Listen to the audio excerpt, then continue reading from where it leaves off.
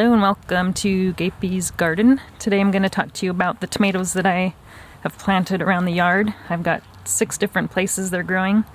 This here is my first container tomato, so this is supposed to be a dwarf variety, and it's called Mini Bell.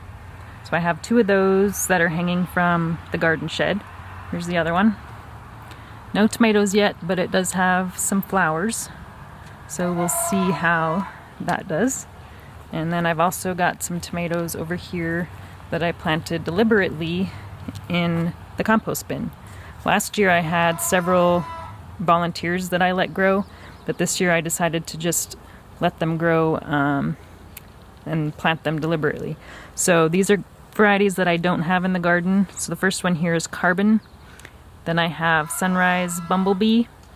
And then the last one is, it was supposed to be Black Crim. It was from a seed swap I got, but it's got the potato-shaped leaves, and Black Crim does not have that shape of leaves, so it's a mystery tomato at this point.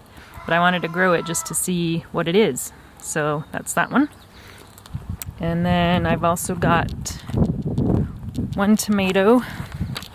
These are my young chickens in there.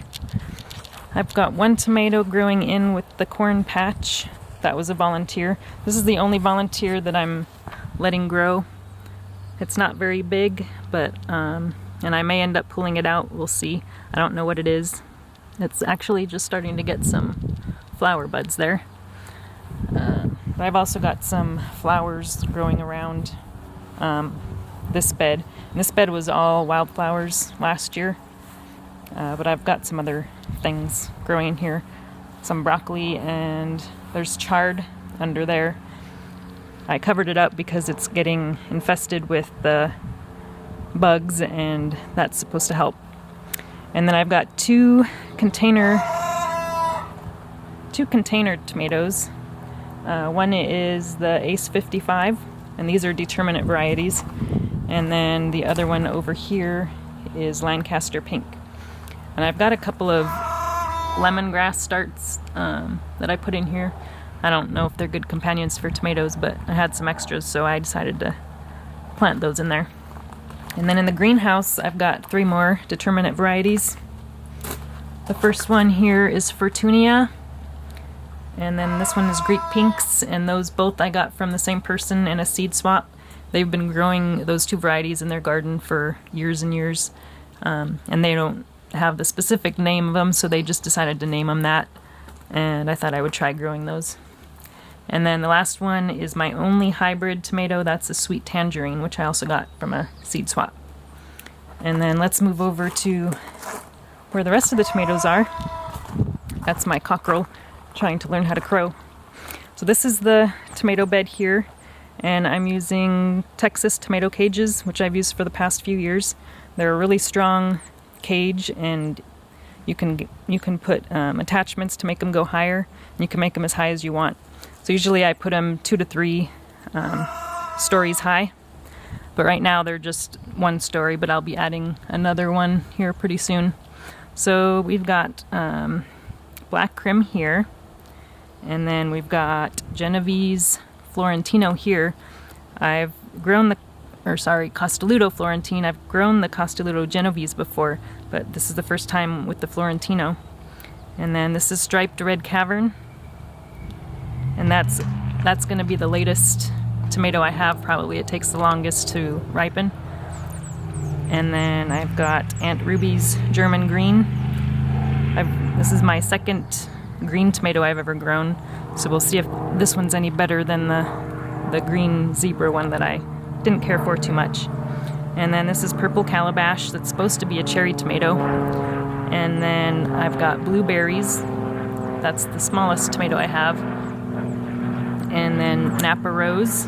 There's some flowers you can see blooming on that one. And then this one is Pink Cherry. And all my cherry tomatoes are on this half of this bed. And then this one is Isis Candy Cherry. And my favorite is Sun Gold. This is the only, actually there's 2 cherry tomatoes I've grown before. This is one of them. And this is a dehybridized tomato. Normally this is a hybrid variety, but I got some seeds from someone that claims to have dehybridized them. So we'll see. This is a saved tomato seed from last year, so we'll see how true it is to what it should be. And then black cherry is the other one that I've grown before. This is my second favorite cherry tomato. It's a really sweet, dark colored cherry tomato. And then of course San Marzano. This is a Roma tomato, and I always grow at least one Roma tomato every year. Last year I did the Martino's Roma. And then this is Goose Creek. This one is saved seed from last year that I got from an heirloom tomato festival. And then this one is Chocolate Stripes. And then we've got Paul Robeson. And you'll notice some of my tomatoes, for some reason, they have a V shape. So instead of one main stem, it kind of V'd out. So I just let it do that, and we'll see.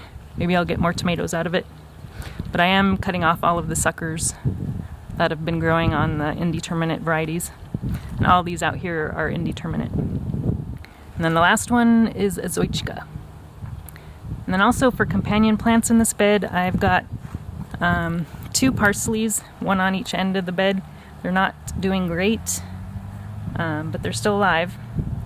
And then I've got, of course, marigolds, and those are just getting ready to flower. You can see the bud sticking up there. And then the other thing I have is sorghum. So it grows kind of like, it looks a lot like corn.